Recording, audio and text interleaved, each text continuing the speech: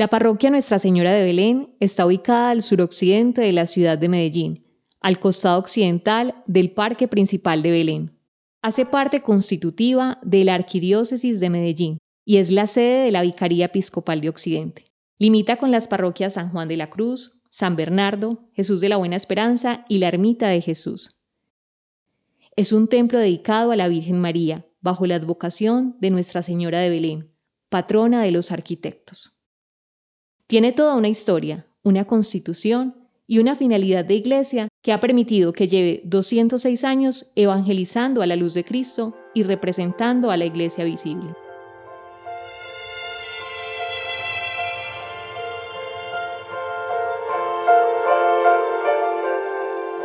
La parroquia Nuestra Señora de Belén se remonta a 1737. O sea, se están celebrando 205 años de la parroquia de Nuestra Señora de Belén, pero eso hay que sumarle 80 años de lo que fueron los inicios. Entonces, primero comienza como una iglesia particular, pero esa iglesia se diferenciaba, por ejemplo, en el caso de Medellín, de la iglesia de Nuestra Señora de la Candelaria. No es lo mismo la iglesia de la Candelaria a una iglesia particular de un señor García de la Sierra. Esa iglesia particular solamente estaba destinada para asuntos muy concretos: rezar el rosario, ¿cierto? Rezar en familia, para casos especiales otorgar la comunión, pero había otras funciones que no le competían. Al cabo del tiempo, el deterioro de esa iglesia particular y el aumento de la población en esta zona que se conocía como Otrabanda llevan a que soliciten una viceparroquia. Y hay un argumento que a mí me parece muy ilustrativo, y es que la población decía: nosotros necesitamos una viceparroquia porque el traslado nuestro hacia la otra banda, es decir, hacia la banda oriental, donde estaba la iglesia de Nuestra Señora de la Candelaria, que todavía existe, ¿cierto?, en el Parque Berrío, es muy difícil porque en época de invierno el río se crece y no es fácil pasar al otro lado. Y no tenemos los puentes, no hay un puente construido bajo unas condiciones que se requieren para atravesar a la otra banda. ¿Por qué además va a ser importante? Porque estamos hablando de un territorio con una densidad demográfica que no es menor, como lo es Otrabanda, en este caso de Belén, que es un barrio supremamente grande. Es muy importante para la feligresía contar con una parroquia, y más si tenemos en cuenta el retablo que trajo en el siglo XVIII un señor que se llamaba Miguel García de la Sierra. Don Martín García de la Sierra, oriundo de Burgos, en España, tenía a principios del siglo XVIII un lienzo milagroso y único, en donde aparece la Santísima Virgen María acompañada del Niño Jesús y de San José en el portal de Belén. Este cuadro permanecía en el altar principal de la capilla que la familia tenía en sus propiedades. En los archivos históricos no se especifica el lugar en donde estaba la hacienda de los García de la Sierra, pero, según la tradición, la capilla estaba situada sobre la colina de Aguas Frías, cerca de la quebrada La Picacha. Una de las muy frecuentes inundaciones arrasó la primitiva capilla en 1770, sepultando el lienzo entre las piedras de la quebrada. Cuenta la tradición popular que una mañana, una humilde campesina llamada Merceditas, que iba frecuentemente a la quebrada, se encontraba en el río lavando la ropa cuando vio sobre su ribera un objeto enredado entre las ramas del caudal. Allí también se encontraba un grupo de campesinas que al ver el cuadro se acercaron al lugar donde estaba Merceditas a mirar asombradas el precioso lienzo.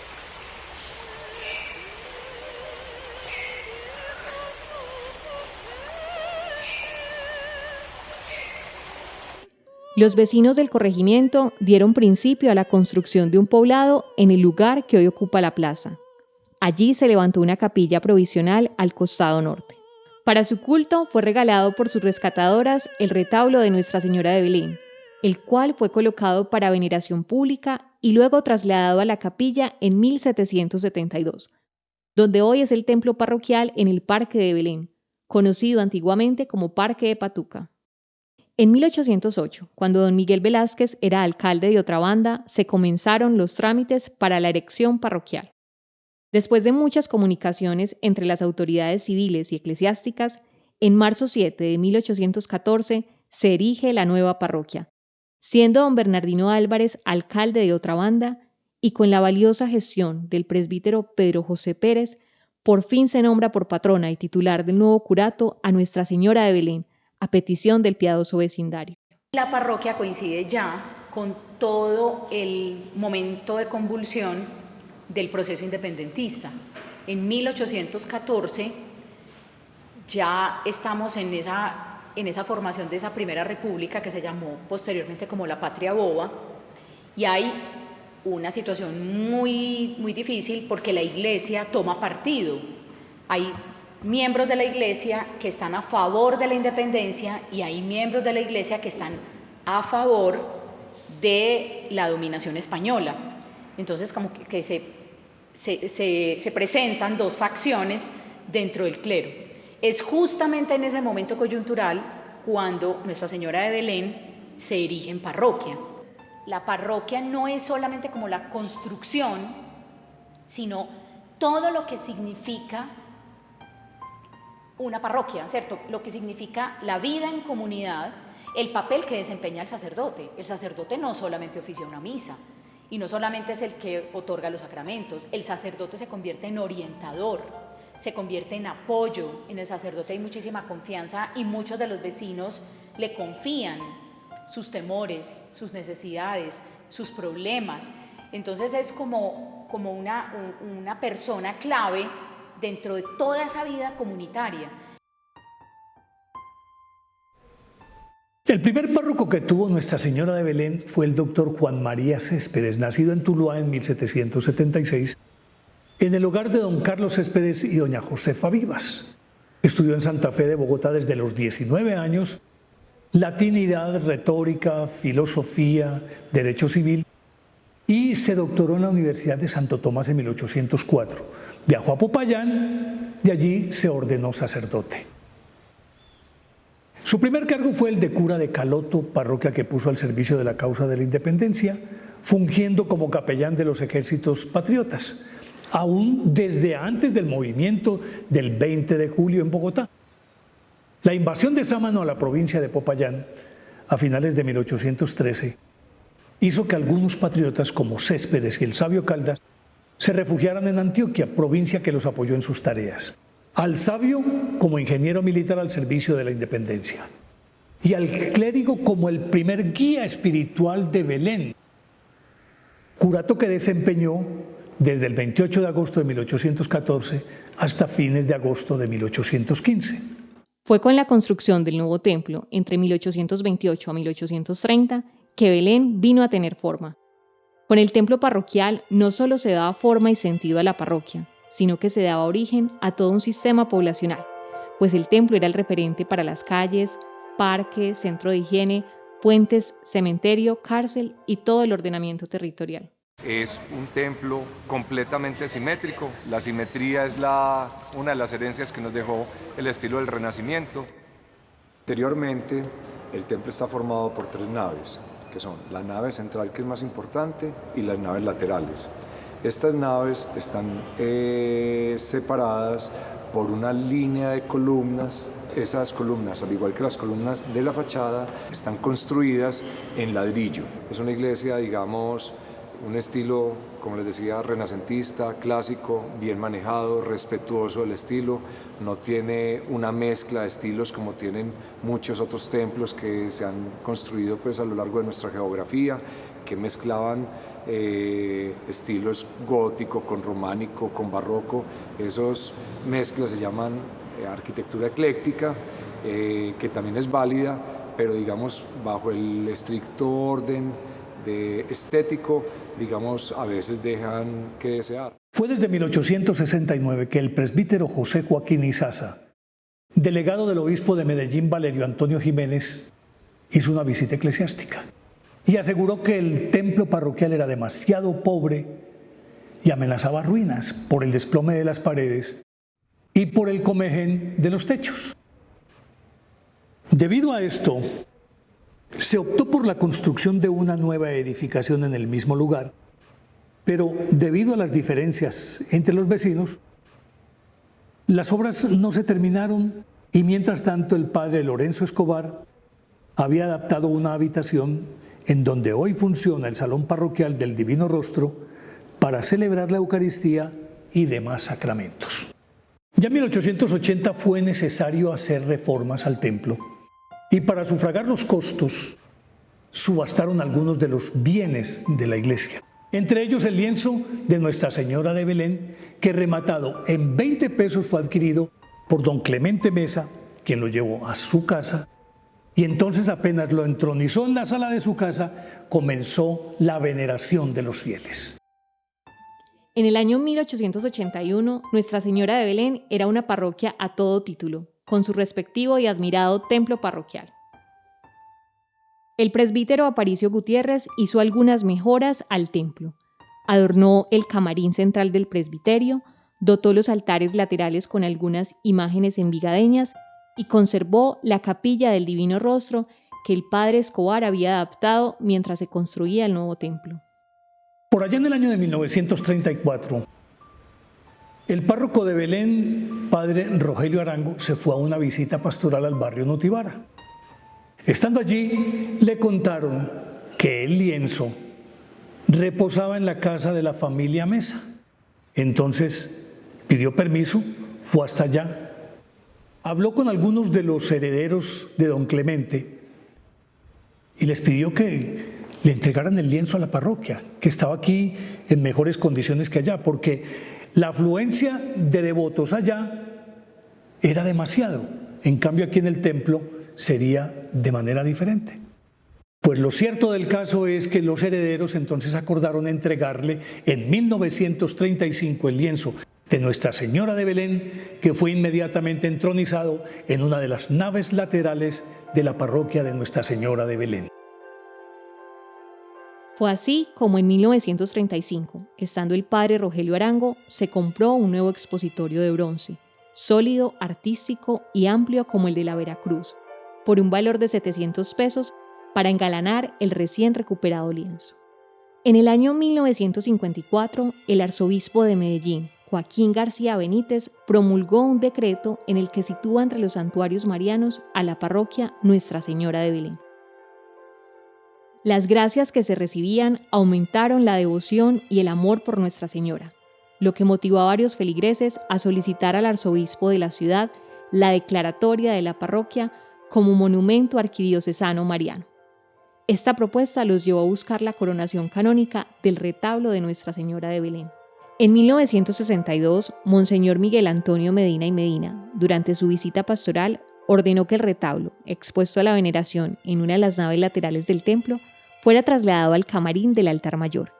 Y luego, el 19 de diciembre de 1963, se obtiene por parte de la Sagrada Congregación de Ritos la aprobación para la coronación del lienzo de Nuestra Señora de Belén.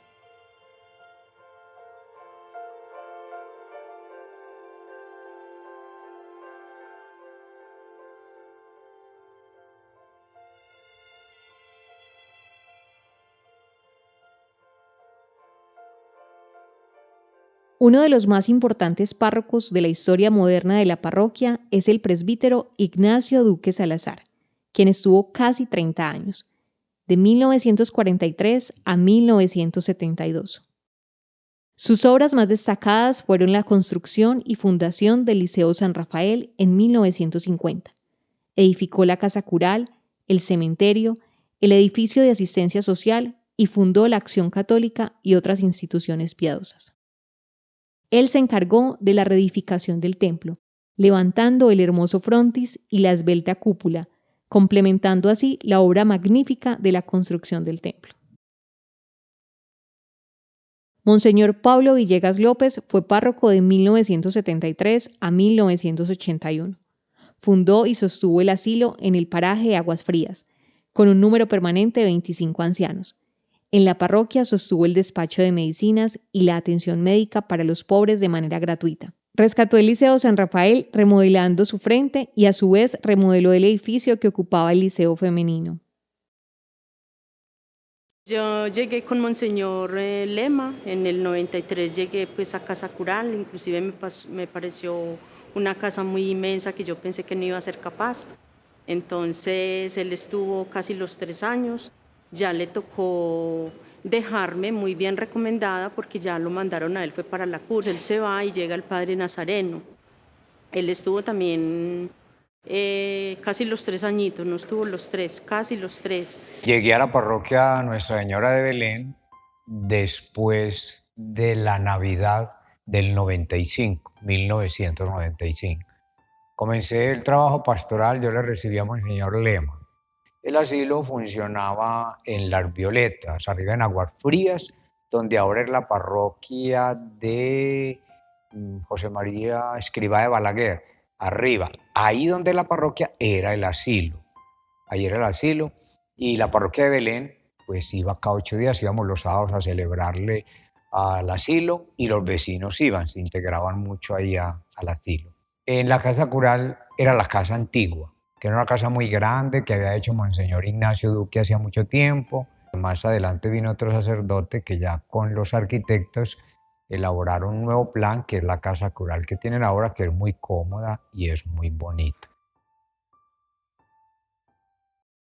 El 9 de noviembre del 2014, los amigos de lo ajeno burlaron la seguridad de la parroquia e ingresaron al templo y se llevaron el bien más preciado de toda esta comunidad, el lienzo de Nuestra Señora de Belén.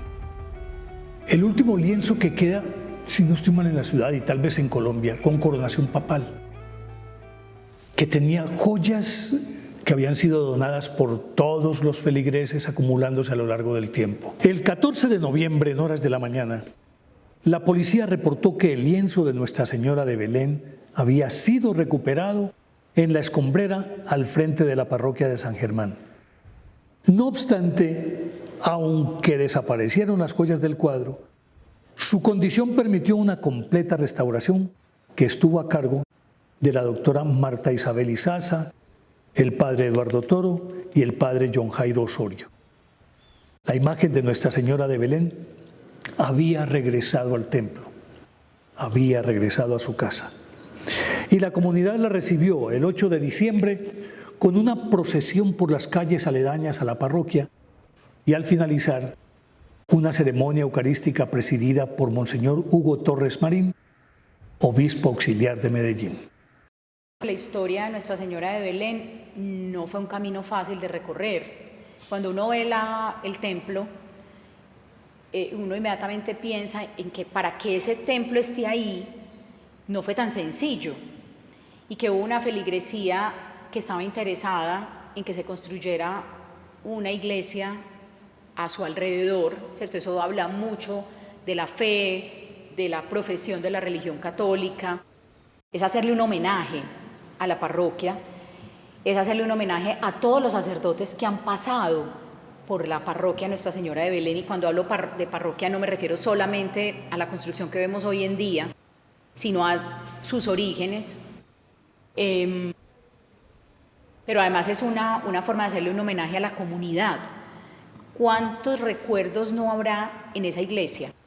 Porque es el lugar donde confluyen todos los sentimientos religiosos, es el lugar donde confluye toda esa devoción religiosa frente a lo que decía ahorita, frente al retablo, ¿cierto? Es a esa Virgen a la que yo le pido cada que entro a la iglesia por mis necesidades más imperiosas.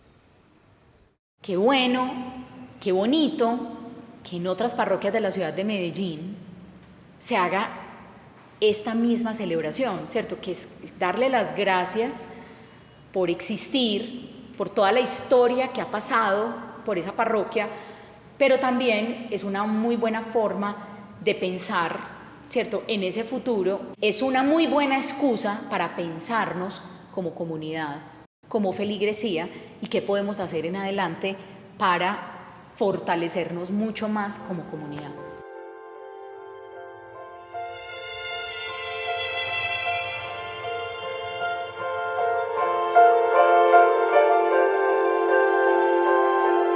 Las exigencias que presenta actualmente la evangelización son un eje fundamental para que la parroquia Nuestra Señora de Belén trabaje en coordinación con la labor pastoral de las áreas y delegaciones de la Arquidiócesis de Medellín.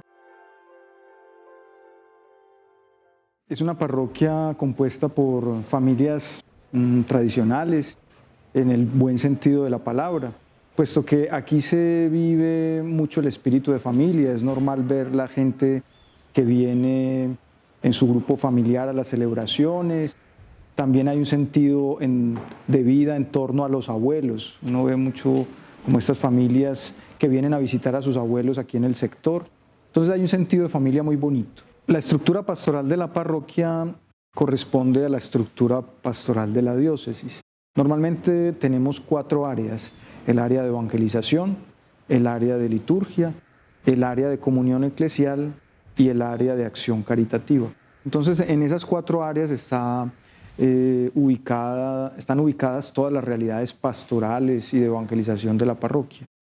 Desde el área de comunión eclesial se ha animado a la vida diocesana a las pequeñas comunidades eclesiales, los grupos vocacionales, los grupos de oración, los movimientos apostólicos y asociaciones de fieles, fortaleciendo el profundo sentido de pertenencia a la comunidad parroquial. Las pequeñas comunidades son unos sistemas de evangelización que tiene nuestra Iglesia Católica. ¿Y de qué trata? Se trata de que diferentes grupos de personas se reúnan en diferentes casas, donde van a crecer en su vida espiritual, donde van a crecer en la fe. La comunidad lo marca mucho a uno, porque empieza uno a vivir de verdad la cristiandad. Ahí vivimos, ahí sabemos qué es ser cristiano. Entonces empezamos a raíz de ese punto a conocernos, a crecer todos juntos, en donde hay enseñanza, donde hay oración, donde hay coinonía, esa fraternidad, donde se comparte mucho también la Eucaristía. Todos formamos una familia. Desde el área de evangelización se han acompañado los procesos y actividades pastorales relacionadas con los grupos catequistas, los grupos infantiles, juveniles, universitarios y profesionales, grupos bíblicos y grupos de pastoral familiar. Durante estos años, la parroquia ha dejado grupos pastorales como medio para trabajo conjunto por Dios, por nuestra iglesia y por nuestra comunidad. Sin duda, representan la viva iglesia que se mueve en pro de la salvación del mundo y de nuestra misión evangelizadora que se nos dio por título en el bautismo, que nutre nuestra iglesia, nuestra comunidad y nuestra fe.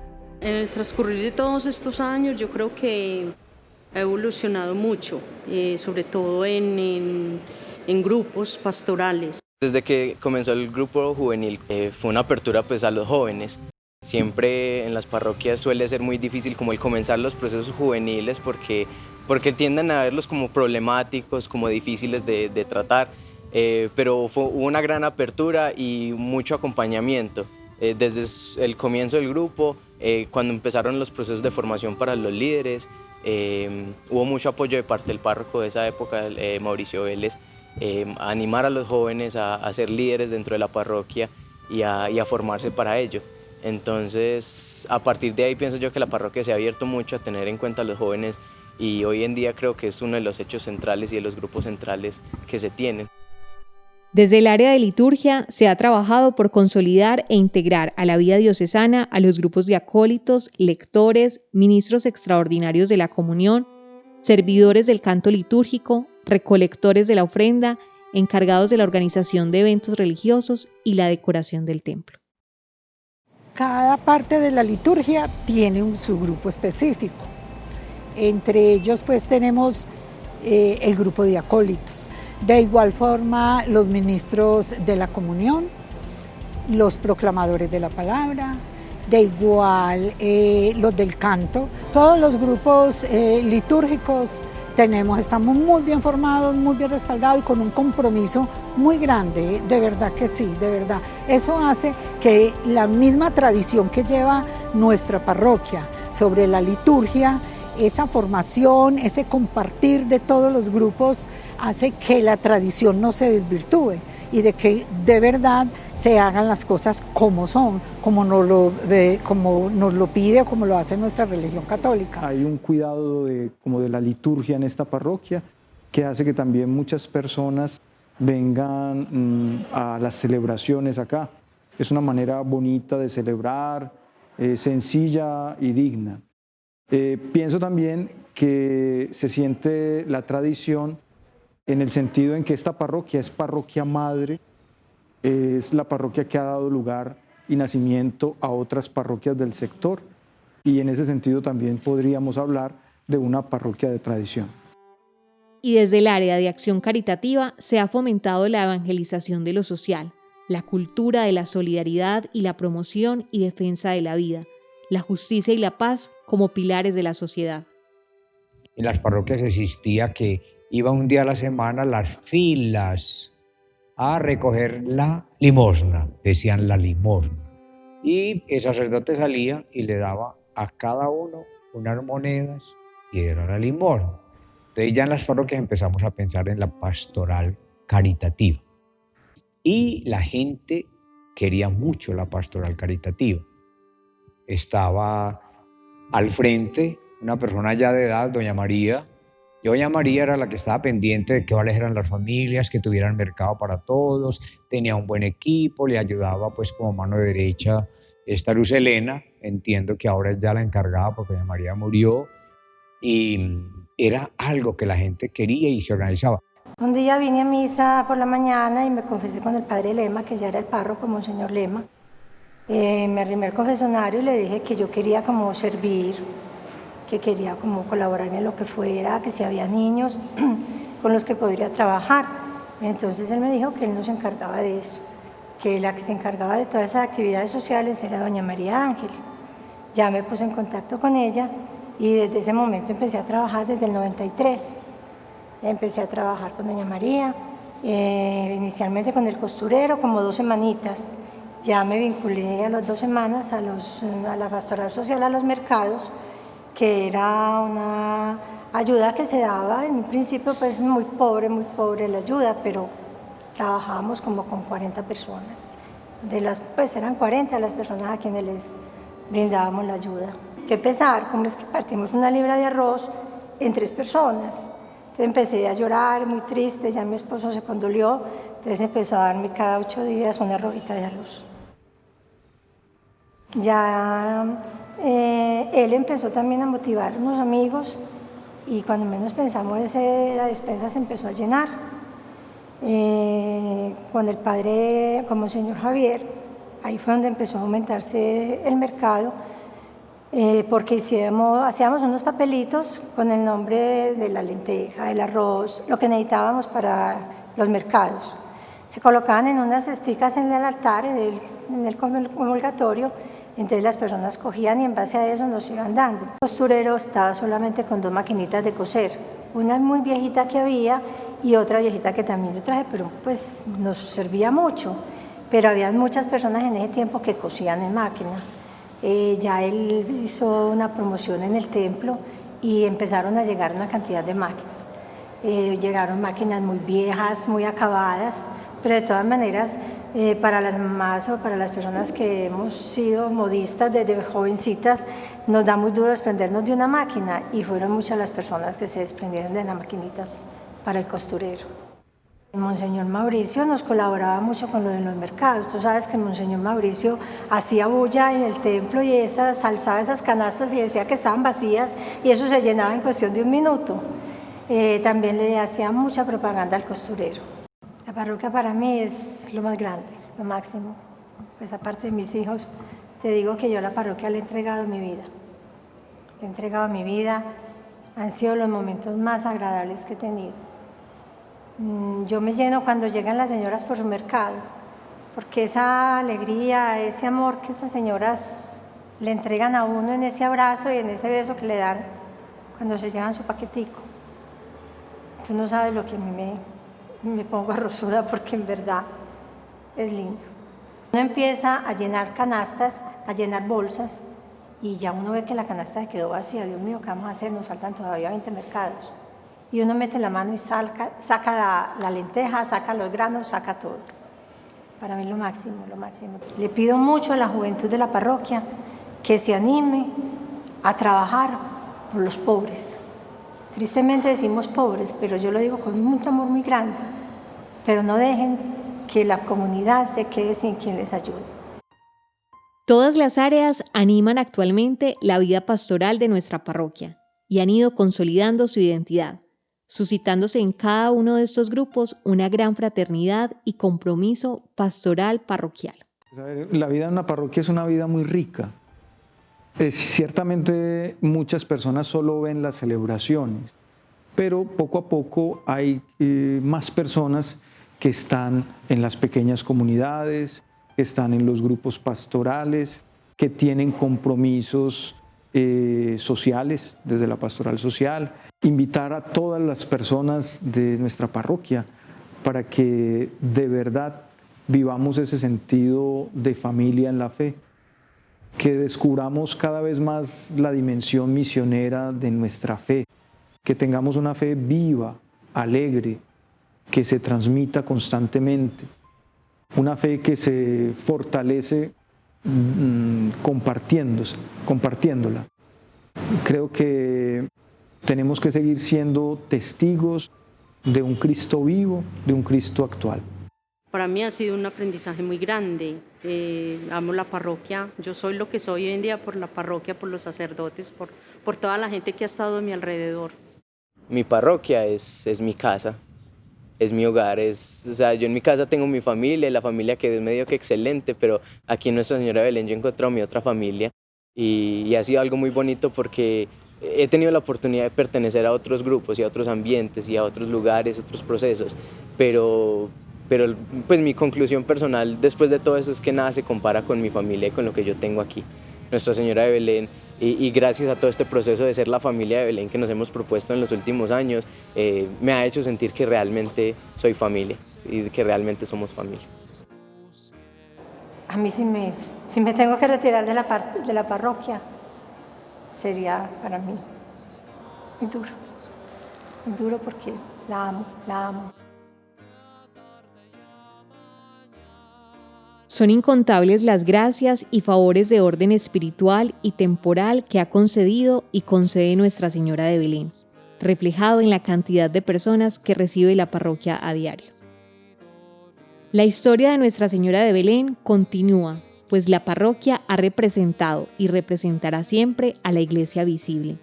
Es una comunidad viva, activa y operante que convoca y se construye en la fe y en el amor. Esta parroquia es una comunidad eclesial en la que viven y se forman los discípulos y misioneros de Cristo.